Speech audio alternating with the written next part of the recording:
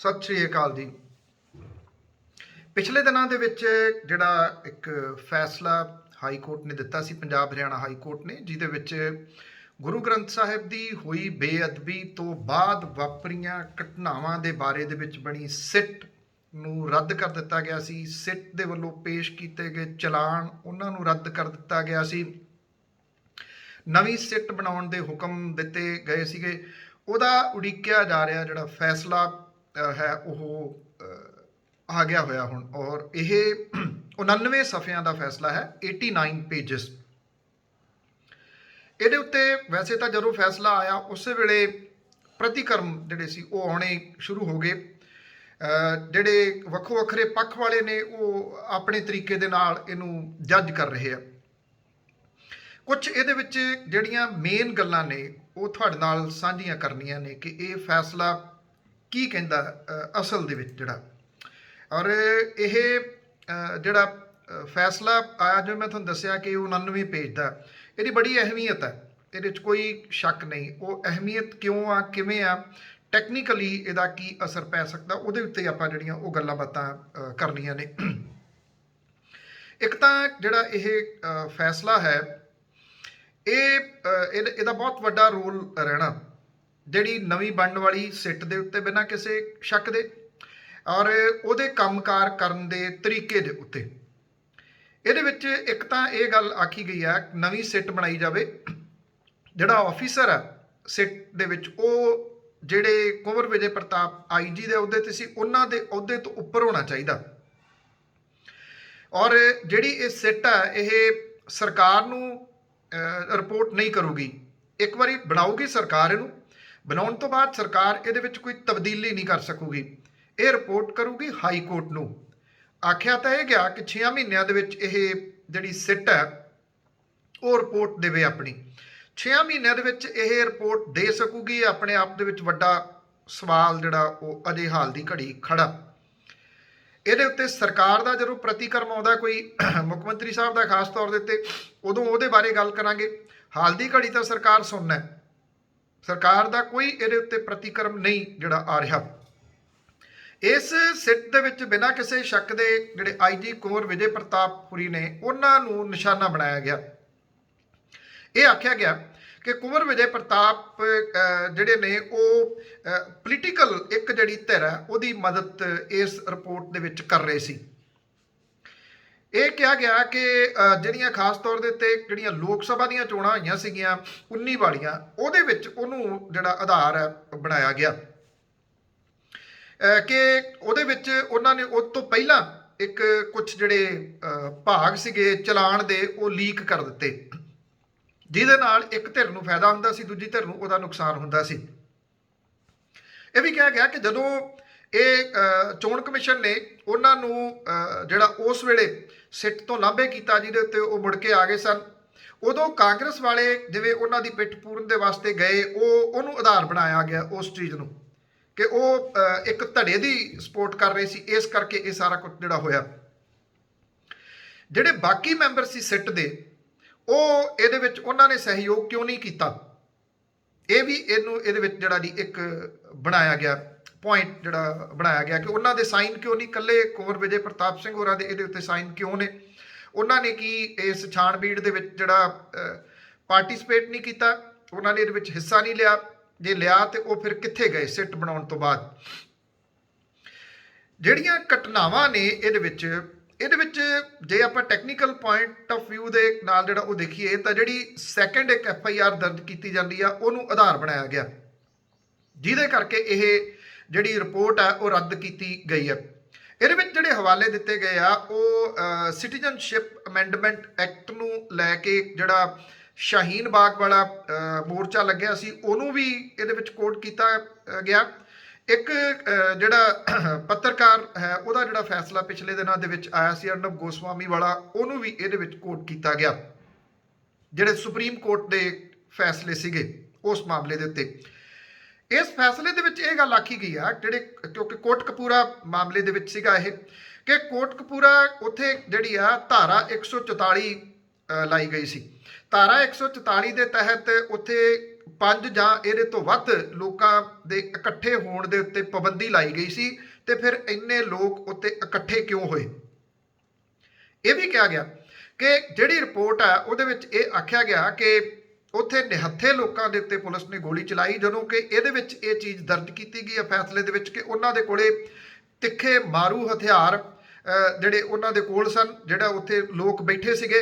ਤੇ ਜਦੋਂ ਧਾਰਾ 144 ਲੱਗੀ ਆ ਉਹਨਾਂ ਨੂੰ ਉਠਾਉਣ ਦੇ ਵਾਸਤੇ ਪੁਲਿਸ ਨੇ ਆਪਣੇ ਬਲ ਦਾ ਪ੍ਰਯੋਗ ਜਿਹੜਾ ਉਹ ਕਰਨਾ ਸੀ।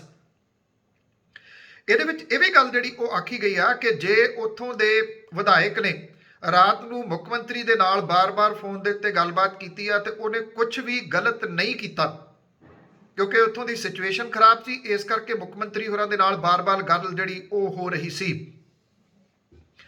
ਇਹਦੇ ਵਿੱਚ ਇਹ ਵੀ ਗੱਲ ਜਿਹੜੀ ਆਖੀ ਗਈ ਆ ਕਿ ਜਦੋਂ ਸਰਸੇ ਵਾਲੇ ਨੂੰ ਬਣਾਇਆ, ਉਹਨੂੰ ਮਾਫ ਕੀਤਾ ਗਿਆ, ਹੁਕਮਨਾਮਾ ਜਿਹੜਾ ਉਹਦੇ ਲਈ ਜਾਰੀ ਕਰਕੇ ਅਕਾਲ ਤਖਤ ਤੋਂ, ਉਹਦੇ ਵਿੱਚ ਪ੍ਰਕਾਸ਼ ਸਿੰਘ ਬਾਦਲ ਜਾਂ ਸੁਖਬੀਰ ਸਿੰਘ ਬਾਦਲ ਹੋਰਾਂ ਦਾ ਕੋਈ ਰੋਲ ਜਿਹੜਾ ਉਹ ਨਹੀਂ ਸਿੱਧ ਹੋ ਸਕਿਆ, ਕੋਈ ਸਬੂਤ ਉਹਦਾ ਨਹੀਂ ਮਿਲ ਸਕਿਆ। ਇਹ ਵੀ ਆਖਿਆ ਗਿਆ ਕਿ ਅਕਸ਼ੇ ਕੁਮਾਰ ਤੇ ਸੁਖਬੀਰ ਸਿੰਘ ਬਾਦਲ ਦੀ ਹੋਈ ਜਿਹੜੀ ਮੀਟਿੰਗ ਆ ਉਹਦਾ ਸਬੂਤ ਇਹਦੇ ਵਿੱਚ ਪੇਸ਼ ਨਹੀਂ ਕੀਤਾ ਜਾ ਸਕਿਆ। ਇਹ ਵੀ ਇਹਦੇ ਵਿੱਚ ਜਿਹੜੀ ਆ ਉਹ ਗੱਲ ਆਖੀ ਗਈ ਆ। ਸਵਾਲ ਜਿਹੜੇ ਆ ਉਹ ਸਾਰੇ ਦੇ ਸਾਰੇ ਖੜੇ ਨੇ। ਜਿਹੜਾ ਅਖੀਰ ਦੇ ਵਿੱਚ ਜਿਹੜਾ ਇਹਦੇ ਵਿੱਚ ਲਿਖਿਆ ਗਿਆ, ਜਿਹੜਾ ਫੈਸਲਾ ਦਿੰਦਿਆਂ ਹੋਇਆ, ਬਾਕੀ ਤਾਂ ਬਹੁਤ ਲੰਬਾ ਚੌੜਾ, ਕਿਉਂਕਿ 90 ਸਫ਼ੇ ਕੋਈ ਥੋੜੇ ਨਹੀਂ ਜਿਹੜੇ ਹੁੰਦੇ। ਇਹਦੇ ਵਿੱਚ ਮੇਨ ਤਾਂ ਜਿਹੜੀ ਨਵੀਂ ਸਿੱਟ ਬਣਾਉਣ ਦੇ ਬਾਰੇ ਦੇ ਵਿੱਚ ਅਖੀਰ ਦੇ ਵਿੱਚ ਜਿਹੜੀਆਂ ਉਹ ਗੱਲਾਂ ਕੀਤੀਆਂ ਗਈਆਂ ਨੇ। ਹੁਣ ਇਹਦੇ ਵਿੱਚ ਕੁਝ ਸਵਾਲ ਜਿਹੜੇ ਆ ਉਹ ਰਾਈਜ਼ ਹੁੰਦੇ ਆ। ਬੇਸ਼ੱਕ ਜਿਹੜੀ ਇੱਕ ਧਿਰ ਹੈ ਜਿਹੜੀ ਉਦੋਂ ਸੱਤਾ ਦੇ ਵਿੱਚ ਸੀ, ਉਹ ਇਸ ਫੈਸਲੇ ਨੂੰ ਇਸ ਤਰੀਕੇ ਦੇ ਨਾਲ ਪ੍ਰਮੋਟ ਜਿਹੜਾ ਉਹ ਕਰ ਰਹੀ ਹੈ ਜਾਂ ਕਰੂਗੀ ਕਿ ਜੀ ਅਦਾਲਤ ਨੇ ਕੁੰਵਰ ਵਿਜੇ ਪ੍ਰਤਾਪ ਹੋਰਾਂ ਦੀ ਜਿਹੜੀ ਇਹ ਰਿਪੋਰਟ ਸੀਗੀ ਉਹਨੂੰ ਮੁਕੰਮਲ ਰੱਦ ਕਰ ਦਿੱਤਾ। ਇਹਦੇ 'ਚ ਕੋਈ ਸ਼ੱਕ ਨਹੀਂ, ਉਹ SIT ਜਿਹੜੀ ਉਹ ਭੰਗ ਹੋ ਗਈ। ਪਰ ਉੱਥੇ ਜਿਹੜਾ ਸਵਾਲ ਇੱਕ ਇਹ ਖੜਾ ਕਿ ਕੀ ਜਿਹੜਾ 1 ਜੂਨ 2015 ਦੇ ਵਿੱਚ ਗੁਰੂ ਗ੍ਰੰਥ ਸਾਹਿਬ ਚੋਰੀ ਨਹੀਂ ਹੋਇਆ ਬੁਰਜ ਜਵਾਰ ਸਿੰਘ ਵਾਲਾ ਤੋਂ, ਅਕਤੂਬਰ ਤੱਕ ਉਹ ਕਿੱਥੇ ਗਿਆ? ਕਿ ਉਦੋਂ ਉਸ ਸਰਕਾਰ ਦੀ ਕੋਈ ਰਿਸਪੌਂਸਿਬਿਲਿਟੀ ਨਹੀਂ ਸੀਗੀ ਉਹਦੇ ਵਿੱਚ। ਇਹ ਜੇ ਉਦੋਂ ਦੀਆਂ ਘਟਨਾਵਾਂ ਦੀ ਗੱਲ ਕਰੀਏ, ਜਿਹੜਾ ਇਹਦੇ ਵਿੱਚ ਠੀਕ ਹੈ ਕਿ ਧਾਰਾ 144 ਲੱਗੀ ਆ ਤੇ 5 ਜਾਂ ਉਸ ਤੋਂ ਵੱਧ ਲੋਕਾਂ ਦੇ ਇਕੱਠੇ ਹੋਣ ਦੇ ਉੱਤੇ ਜਿਹੜੀ ਉਹ ਪਾਬੰਦੀ ਸੀਗੀ ਉਸ ਵੇਲੇ। ਜਿਹੜਾ ਗੁਰੂ ਗ੍ਰੰਥ ਸਾਹਿਬ ਦਾ ਮਾਮਲਾ ਹੈ ਇਹ ਬਹੁਤ ਇਮੋਸ਼ਨਲ ਹੈ, ਇੱਕ ਧਰਮ ਦੇ ਨਾਲ ਡਾਇਰੈਕਟਲੀ ਜੁੜਿਆ ਹੋਇਆ, ਔਰ ਜਿਸ ਤਰੀਕੇ ਦੇ ਨਾਲ ਉਹਦੀ ਬੇਅਦਬੀ ਉਦੋਂ ਕੀਤੀ ਗਈ, ਜਿਹੜੀ ਉਹ ਫਿਰ ਮੌਜੂਦਾ ਸਰਕਾਰ ਦੀ ਜਿਹੜੀ ਡਿਊਟੀ ਵੀ ਬਣ ਜਾਂਦੀ ਆ ਕਿ ਉਹਨੇ ਇਹ ਦੱਸਣਾ ਸੀਗਾ, ਉਹਦੇ ਵਕੀਲਾਂ ਨੇ ਦੱਸਣਾ ਸੀਗਾ ਕਿ ਉੱਥੇ ਇੰਨੇ ਲੋਕ ਇਕੱਠੇ ਕਿਉਂ ਹੋਏ ਔਰ ਕਿਹੜੇ ਉਹਨਾਂ ਦੇ ਕੋਲੇ ਹਥਿਆਰ ਸੀਗੇ, ਜੋ ਅਦਾਲਤ ਨੇ ਜਿਹੜਾ ਲਿਖਿਆ ਹੈ। ਮੀਨਸ ਕਿਉਂਕਿ ਇਹ 2-3 ਚੀਜ਼ਾਂ ਨੂੰ ਤੁਹਾਨੂੰ ਦੋਨਾਂ ਨੂੰ ਨਾਲ ਬਰਾਬਰ ਦੇ ਉੱਤੇ ਜਿਹੜਾ ਲਿਜਾ ਕੇ ਦੇਖਣਾ ਪਊਗਾ। ਇੱਕ ਤਾਂ ਇਹ ਕਿ ਉਦੋਂ ਦੀ ਸਰਕਾਰ ਨੇ ਇਹ ਗੱਲ ਤਾਂ ਸਿੱਧ ਹੋ ਗਈ ਕਿ ਮੁੱਖ ਮੰਤਰੀ ਹੋਰਾਂ ਨਾਲ ਗੱਲ ਹੁੰਦੀ ਸੀ, DGP ਦੇ ਨਾਲ ਗੱਲ ਹੁੰਦੀ ਸੀ, ਕੀ ਇਹ ਡਾਇਰੈਕਸ਼ਨ ਦਿੱਤੀਆਂ ਗਈਆਂ ਕਿ ਉੱਥੇ ਜਬਰੀ ਲੋਕਾਂ ਨੂੰ ਉਠਾਰਿਆ ਜਾਵੇ। ਇਹ ਤਕਰੀਬਨ ਜੇ ਆਪਾਂ ਦੇਖੀਏ ਜਿਹੜੇ ਹਵਾਲੇ ਦਿੱਤੇ ਗਏ ਆ ਜਾਂ ਧਾਰਾ 144 ਦਾ ਨਾਲ ਜ਼ਿਕਰ ਕੀਤਾ ਗਿਆ ਇਹਦੇ ਵਿੱਚ, ਤਾਂ ਇਹ ਗੱਲ ਆਖੀ ਗਈ ਆ ਵੀ ਜੇ ਧਾਰਾ 144 ਲੱਗੇ ਦੇ ਉੱਤੇ ਲੋਕ ਇਕੱਠੇ ਹੋਏ ਆ ਤੇ ਉਹਨਾਂ ਨੂੰ ਬਲ ਪ੍ਰਯੋਗ ਕਰਕੇ ਜੇ ਪੁਲਿਸ ਨੇ ਉਠਾਇਆ ਤੇ ਉਹ ਗਲਤ ਨਹੀਂ ਗਾ। ਉਹਦੇ 'ਚ ਸਵਾਲ ਥੋੜੇ ਗੋਲੀ ਵਾਲਾ ਜਿਹੜਾ ਜੀ ਉਹ ਜ਼ਰੂਰ ਆ ਜਾਂਦਾ ਕਿ ਗੋਲੀ ਜਿਹੜੀ ਚੱਲੀ ਆ ਜਿਹਦੇ ਨਾਲ 2 ਵਿਅਕਤੀ ਜਿਨ੍ਹਾਂ ਦੀ ਜਾਨ ਗਈ, ਉਹਨਾਂ ਦੀ ਜਾਨ ਦਾ ਜਿਹੜਾ ਜੀ ਉਹ ਕੀ ਮੁੱਲ ਹੈ। ਇੱਕ ਤਾਂ ਉਦੋਂ ਦੀ ਜਿਹੜੀ ਸਰਕਾਰ ਸੀ, ਅੱਜ ਜਿਹੜੇ ਇਹ ਕਹਿੰਦੇ ਕਿ ਅਸੀਂ ਤਾਂ ਇਸ ਮਾਮਲੇ ਦੇ ਵਿੱਚ ਬਿਲਕੁਲ ਜਿਹੜਾ ਉਹ ਬਰੀ ਹੋ ਗਏ। ਸਵਾਲ ਇਹ ਆ ਕਿ ਕੀ ਗੁਰੂ ਗ੍ਰੰਥ ਸਾਹਿਬ ਦਾ ਸਰੂਪ ਚੋਰੀ ਨਹੀਂ ਸੀ ਹੋਇਆ, ਉਹਦੀ ਬੇਅਦਬੀ ਨਹੀਂ ਕੀਤੀ ਗਈ, ਕੀ ਗੋਲੀ ਜਿਹੜੀ ਸੀ ਉਹ ਪੁਲਿਸ ਨੇ ਨਹੀਂ ਚਲਾਈ ਜਿਹਦੇ ਨਾਲ 2 ਜਾਨਾਂ ਜਿਹੜੀਆਂ ਉਹ ਗਈਆਂ, ਔਰ ਉਹਨਾਂ ਦੇ ਕੋਲੇ ਉਦੋਂ ਬਾਅਦ 1.5 ਸਾਲ ਦਾ ਕਰੀਬ ਸਮਾਂ ਸੀਗਾ, ਉਹਦੇ ਵਿੱਚ ਉਹਨਾਂ ਨੇ ਕੀ ਇਨਵੈਸਟੀਗੇਸ਼ਨ ਕੀਤੀ। ਇਹ ਰਿਪੋਰਟ ਤੋਂ ਬਾਅਦ ਜਿਹੜੇ ਸਵਾਲ ਖੜੇ ਰਹਿਣਗੇ। ਜੋਰਾ ਸਿੰਘ ਕਮਿਸ਼ਨ ਉਹਨਾਂ ਨੇ ਬਣਾਇਆ ਸੀ, ਜੋਰਾ ਸਿੰਘ ਕਮਿਸ਼ਨ ਦੀ ਰਿਪੋਰਟ ਜਿਹੜੀ ਉਹ ਲਈ ਨਹੀਂ ਗਈ।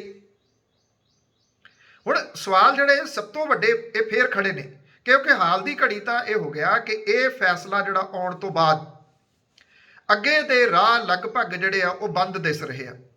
ਸਰਕਾਰਾਂ ਦਾਅਵੇ ਜਿੰਨੇ ਮਰਜ਼ੀ ਕਰੀ ਜਾਣ ਇਸ ਮਾਮਲੇ ਦੇ ਉੱਤੇ, ਅਸੀਂ ਉਹ ਕਰਾਂਗੇ, ਅਸੀਂ ਆਹ ਕਰਾਂਗੇ, ਹਾਲਾਂਕਿ ਅਜੇ ਸਰਕਾਰ ਨੇ ਕੋਈ ਦਾਅਵਾ ਕੀਤਾ ਨਹੀਂ, ਕਰਨੇ ਉਹਨਾਂ ਨੇ ਇਹੀ ਆ।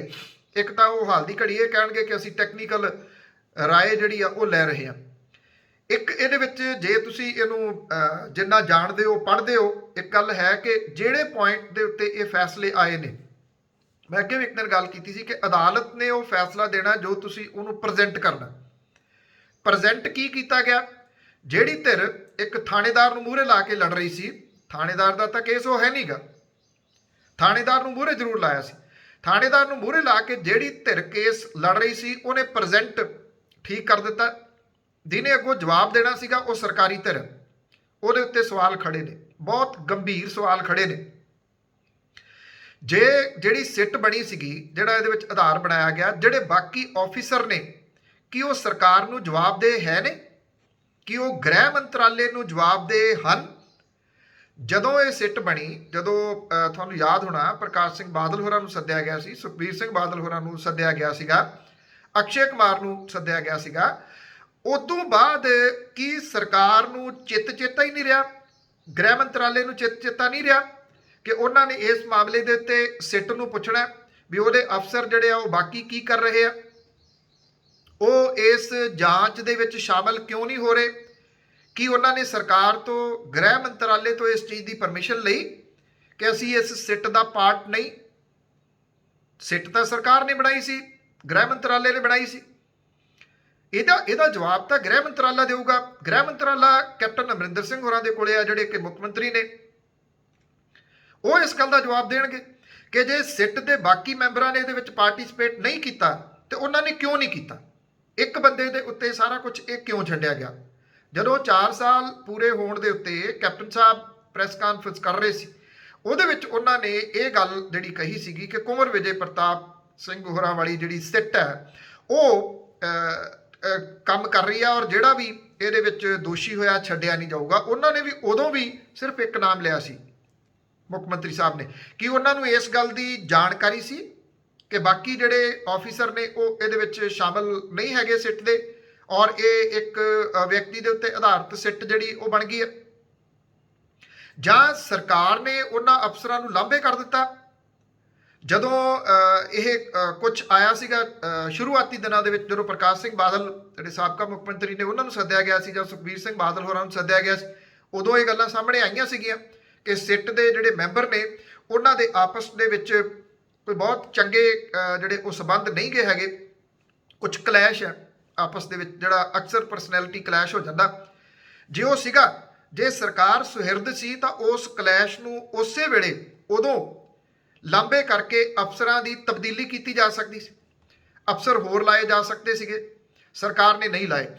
ਜਦੋਂ ਤਰੀਕਾਂ ਜਿਹੜੀਆਂ ਉਹ ਪੈਂਦੀਆਂ ਰਹੀਆਂ, ਜਿਹੜੀ ਮੈਂ ਤੁਹਾਨੂੰ ਪ੍ਰੈਜ਼ੈਂਟੇਸ਼ਨ ਦੀ ਗੱਲ ਕੀਤੀ ਆ, ਜਿਹੜੀ ਪ੍ਰੈਜ਼ੈਂਟੇਸ਼ਨ ਹੈ ਉਹ ਸਰਕਾਰੀ ਧਿਰ ਦੀ ਕੀ ਰਹੀ? ਕਿਉਂਕਿ ਇਹ ਦੋਸ਼ ਕੁੰਵਰ ਵਿਜੇ ਪ੍ਰਤਾਪ ਸਿੰਘ ਹੋਰਾਂ ਨੇ ਲਾਏ ਆ ਕਿ ਜਿਹੜੇ ਐਡਵੋਕੇਟ ਜਨਰਲ ਨੇ ਉਹ ਹਮੇਸ਼ਾ ਛੁੱਟੀ ਲੈ ਜਾਂਦੇ ਸੀ ਜਦੋਂ ਇਹ ਤਰੀਕ ਆਉਂਦੀ ਸੀ, ਉਹ ਮੈਡੀਕਲ ਲੀਵ ਤੇ ਚਲੇ ਜਾਂਦੇ ਸੀ, ਤੇ ਫਿਰ ਦਿੱਲੀ ਤੋਂ ਟੀਮ ਲਿਆ ਕੇ ਜਿਹੜੀ ਆ ਉਹ ਭੁਗਤਾਉਂਦੇ ਸੀਗੇ 25-25 ਲੱਖ ਰੁਪਏ ਦੇ ਵਿੱਚ। ਕਿੰਨਾ ਪੈਸਾ ਦਿੱਤਾ ਗਿਆ, ਕਿੰਨਾ ਹੋਟਲਾਂ ਦੇ ਉੱਤੇ ਖਰਚ ਹੋਇਆ, ਇਹ ਗੰਭੀਰ ਸਵਾਲ ਨੇ ਜਿਹੜੇ ਸਰਕਾਰ ਤੋਂ ਕੀਤੇ ਜਾਣੇ ਬਣਦੇ ਨੇ, ਔਰ ਕੀਤੇ ਜਿਹੜਾ ਉਹ ਜਾਣਗੇ। ਸਰਕਾਰ ਦੀ ਇਹ ਜਵਾਬਦੇਹੀ ਜਿਹੀ ਰਹੂਗੀ ਕਿ ਇਹ ਸਿੱਟ ਇੱਕ ਤਾਂ ਜਿੰਨੇ ਮੈਂਬਰਾਂ ਦੀ ਬਣਾਈ ਗਈ ਸੀ ਉਹ ਕਿਹੜੇ ਸੀ, ਤੇ ਮੁੜ ਕੇ ਉਹ ਪਾਸੇ ਕਿਉਂ ਹੋਏ? ਜੇ ਲਾਂਭੇ ਹੋਏ ਤਾਂ ਕੀ ਸਰਕਾਰ ਦੇ ਉਹ ਨੋਟਿਸ ਦੇ ਵਿੱਚ ਸੀ ਕਿ ਉਹ ਲਾਂਭੇ ਹੋ ਗਏ ਨੇ? ਔਰ ਸੈਕੰਡ, ਜਦੋਂ ਇਹ ਅਦਾਲਤ ਦੇ ਵਿੱਚ ਇਹ ਸਾਰਾ ਮਾਮਲਾ ਚੱਲ ਰਿਹਾ ਸੀ ਤਾਂ ਉਹਨੂੰ ਰਿਪਰੈਜ਼ੈਂਟ ਕਰਨ ਦੇ ਵਾਸਤੇ ਜੇ ਕੁੰਵਰ ਵਿਜੇ ਪ੍ਰਤਾਪ ਸਿੰਘ ਹੋਰਾਂ ਦੀ ਮੰਨੀਏ ਤਾਂ ਉਹ ਕਹਿੰਦੇ ਕਿ ਮੁੱਖ ਮੰਤਰੀ ਸਾਹਿਬ ਦੇ ਧਿਆਨ ਦੇ ਵਿੱਚ ਇਹ ਬਾਰ-ਬਾਰ ਲਿਆਂਦਾ ਗਿਆ ਸੀ ਕਿ ਤੁਸੀਂ ਐਡਵੋਕੇਟ ਜਨਰਲ ਹੋਰਾਂ ਨੂੰ ਆਖੋ ਕਿ ਉਹ ਖੁਦ ਪੇਸ਼ ਹੋਣ। ਉਹ ਕਹਿੰਦੇ ਕਿ ਮੁੱਖ ਮੰਤਰੀ ਹੋਰਾਂ ਨੇ ਕਿਹਾ ਵੀ ਸੀਗਾ ਉਹਨਾਂ ਨੂੰ ਕਿ ਉਹ ਇਸ ਮਾਮਲੇ ਦੇ ਵਿੱਚ ਖੁਦ ਪੇਸ਼ ਹੋਣ। ਜੇ ਕਿਹਾ ਸੀ ਤੇ ਫਿਰ ਉਹ ਪੇਸ਼ ਕਿਉਂ ਨਹੀਂ ਹੁੰਦੇ ਰਹੇ? ਉਹ ਮੈਡੀਕਲ ਲੀਵ ਕਿਉਂ ਲਾਉਂਦੇ ਰਹੇ? ਉਹ ਮੁੱਲ ਦੇ ਜਿਹੜੇ ਭਾੜੇ ਤੇ ਲਿਆਂਦੇ ਵਕੀਲ ਸੀ ਉਹਨਾਂ ਦੇ ਰਾਹੀਂ ਇਸ ਕੇਸ ਨੂੰ ਪ੍ਰੈਜ਼ੈਂਟ ਕਿਉਂ ਕਰਦੇ ਰਹੇ? ਕੀ ਉਹਦੇ ਪਿੱਛੇ ਜਿਹੜੇ ਉਹ ਕਾਰਨ ਸੀ? ਜਿਹੜਾ ਫੈਸਲਾ ਹੈ ਉਹ ਪਟੀਸ਼ਨਾਂ ਨੂੰ ਬਹੁਤਾ ਜ਼ਿਆਦਾ ਮੁੱਖ ਰੱਖ ਕੇ ਜਿਹੜਾ ਉਹ ਕੀਤਾ ਗਿਆ ਸਾਹਮਣੇ, ਜੋ ਟੈਕਨੀਕਲੀ ਜੇ ਇਹਨੂੰ ਦੇਖੀਏ ਤਾਂ, ਜਦੋਂ ਕਿ ਜਿਹੜੇ ਸਬੂਤ ਨੇ ਤਕਰੀਬਨ ਹਰ ਸਬੂਤ ਨੂੰ ਇਹਦੇ ਵਿੱਚੋਂ ਨਕਾਰ ਦਿੱਤਾ ਗਿਆ ਕਿ ਇਹਦਾ ਕੋਈ ਸਬੂਤ ਨਹੀਂ ਮਿਲਿਆ। ਉਹਨਾਂ ਨੇ ਇਹ ਗੱਲ ਕਹੀ ਹੈ ਕਿ ਇਹ ਘੜੀ ਕਢਾਈ ਜਿਹੜੀ ਆ ਉਹ ਕਹਾਣੀ ਆ। ਚਲੋ ਜਿਹੜੇ ਜੇ ਇਹ ਮੰਨ ਲਈਏ ਕਿ ਸੁਖਬੀਰ ਸਿੰਘ ਬਾਦਲ ਜਾਂ ਪ੍ਰਕਾਸ਼ ਸਿੰਘ ਬਾਦਲ ਹੋਰਾਂ ਦਾ ਇਹ ਜਿਹੜਾ ਸੀਗਾ ਉਹਨਾਂ ਦੇ ਨਾਲ ਗੱਲ ਕਰਨੀ ਰਾਤ ਨੂੰ ਕੋਈ ਗਲਤ ਨਹੀਂ ਸੀ, ਇਹਦਾ ਉਹ ਉਹਨਾਂ ਨੇ ਅਦਾਲਤ ਨੇ ਮੰਨਿਆ। ਉਹਨਾਂ ਨੇ ਇਹ ਗੱਲ ਕਹੀ ਕਿ ਇਹਦਾ ਕੋਈ ਸਬੂਤ ਨਹੀਂ ਮਿਲਦਾ ਕਿ ਜਿਹੜੀ ਮੁਆਫੀ ਦਿੱਤੀ ਗਈ ਇਹਨਾਂ ਦੀ ਕੋਈ ਉਹਦੇ ਵਿੱਚ ਹੱਥ ਸੀ। ਅਕਸ਼ੇ ਕੁਮਾਰ ਤੇ ਸੁਖਬੀਰ ਸਿੰਘ ਬਾਦਲ ਹੋਰਾਂ ਦੀ ਮੀਟਿੰਗ ਦੇ ਬਾਰੇ 'ਚ ਉਹਨਾਂ ਨੇ ਸਾਰਾ ਕੁਝ ਮੰਨ ਲਿਆ ਜੀ, ਇਹਦੇ ਸਬੂਤ ਨਹੀਂ ਮਿਲਦੇ। ਸਭ ਤੋਂ ਵੱਡੇ ਸਵਾਲ ਜਿਹੜੇ ਉਹ ਇਹ ਨੇ ਕਿ 1 ਜੂਨ 2015 ਨੂੰ ਗੁਰੂ ਗ੍ਰੰਥ ਸਾਹਿਬ ਦਾ ਸਰੂਪ ਕਿਹਨੇ ਚੋਰੀ ਕੀਤਾ। ਉਸ ਤੋਂ ਬਾਅਦ ਜਿਹੜਾ ਸਵਾਲ ਆ ਜਾਂਦਾ ਕਿ ਅਕਤੂਬਰ 2015 ਦੇ ਵਿੱਚ ਥਾਂ ਥਾਂ ਦੇ ਉੱਤੇ ਜਿਹੜੀ ਗੁਰੂ ਗ੍ਰੰਥ ਸਾਹਿਬ ਦੀ ਬੇਅਦਬੀ ਹੋਈ ਉਹ ਕਿਹਨੇ ਕੀਤੀ। ਜਿਹੜੇ 2 ਜਾਣਿਆਂ ਦੀ ਜ਼ਿੰਦਗੀ ਚਲੇਗੀ ਪੁਲਿਸ ਦੀ ਗੋਲੀ ਦੇ ਨਾਲ, ਉਹ ਕਿਹਨੇ ਗੋਲੀ ਚਲਾਈ ਔਰ ਉਸ ਗੋਲੀ ਚਲਾਉਣ ਦਾ ਹੁਕਮ ਕਿਹਨੇ ਕੀਤਾ। ਕੀ ਇਹ ਸਾਰੇ ਸਵਾਲ ਵੀ ਜਿਹੜੇ ਉਹ ਖਤਮ ਹੋ ਜਾਣਗੇ। ਇਹ ਸਭ ਤੋਂ ਵੱਡੇ ਜਿਹੜੇ ਉਹ ਸਵਾਲ ਨੇ। ਪਿਛਲੇ ਦਿਨਾਂ ਦੇ ਵਿੱਚ ਇੱਕ ਪ੍ਰੈਸ ਕਾਨਫਰੰਸ ਜੇ ਤੁਸੀਂ ਦੇਖੀ ਹੋਵੇ ਤਾਂ ਸਰਸੇ ਦੇ ਡੇਰੇ ਦੇ ਵਿੱਚ ਇੱਕ ਜਿਹੜਾ ਧੜਾ ਹੈ ਉਹਨਾਂ ਨੇ ਇੱਕ ਪ੍ਰੈਸ ਕਾਨਫਰੰਸ ਕੀਤੀ ਚੰਡੀਗੜ੍ਹ ਦੇ ਵਿੱਚ ਆ ਕੇ। ਬੇਸ਼ੱਕ ਉਹ ਬਹੁਤ ਜ਼ਿਆਦਾ ਬਾਹਰ ਨਹੀਂ ਆਈ ਉਹ ਗੱਲਾਂ, ਪਰ ਉਹਦੇ ਵਿੱਚ ਉਹਨਾਂ ਨੇ ਇੱਕ ਬੇਹੱਦ ਗੰਭੀਰ ਸਵਾਲ ਜਿਹੜੇ ਸੀ ਉਹ ਉਠਾਏ। ਉਹਨਾਂ ਨੂੰ ਤੁਸੀਂ ਅੱਖੋਂ ਪਰੋਖੇ ਨਹੀਂ ਕਰ ਸਕਦੇ ਉਹਨਾਂ 2-3 ਸਵਾਲਾਂ ਨੂੰ। ਇੱਕ ਤਾਂ ਇਹ ਕਿ ਜੇ ਇਹਦੇ ਵਿੱਚ ਡੇਰਾ ਸਰਸਾ ਦੇ ਮੁਖੀ ਦੀ ਇਨਵੋਲਵਮੈਂਟ ਸੀ ਜਾਂ ਡੇਰਾ ਸਰਸਾ ਦੀ ਇਨਵੋਲਵਮੈਂਟ ਸੀ ਤਾਂ ਉਹਦੇ ਤੋਂ ਪੁੱਛਗਿੱਛ ਕਿਉਂ ਨਹੀਂ ਕੀਤੀ ਗਈ। ਇੰਨਾ ਲੰਮਾ ਸਮਾਂ ਕਿਉਂ ਜਿਹੜਾ ਲੰਘ ਗਿਆ।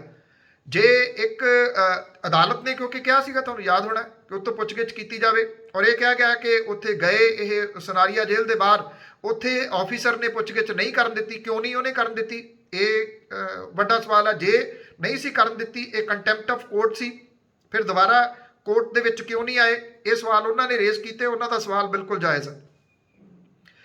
ਦੂਜਾ ਸਵਾਲ ਜਿਹੜਾ, ਹਾਲਾਂਕਿ ਉਹ ਇਸ ਸਿੱਟ ਦੇ ਨਾਲ ਜੁੜਿਆ ਹੋਇਆ ਨਹੀਂ, ਇਹ ਜਿਹੜੀ ਸਿੱਟ ਹੈ ਇਹ ਗੁਰੂ ਗ੍ਰੰਥ ਸਾਹਿਬ ਦੀ ਹੋਈ ਬੇਅਦਬੀ ਤੋਂ ਘਟਨਾਵਾਂ ਤੋਂ ਬਾਅਦ ਦੀਆਂ ਘਟਨਾਵਾਂ ਦੀ ਜਾਂਚ ਕਰ ਰਹੀ ਸੀ।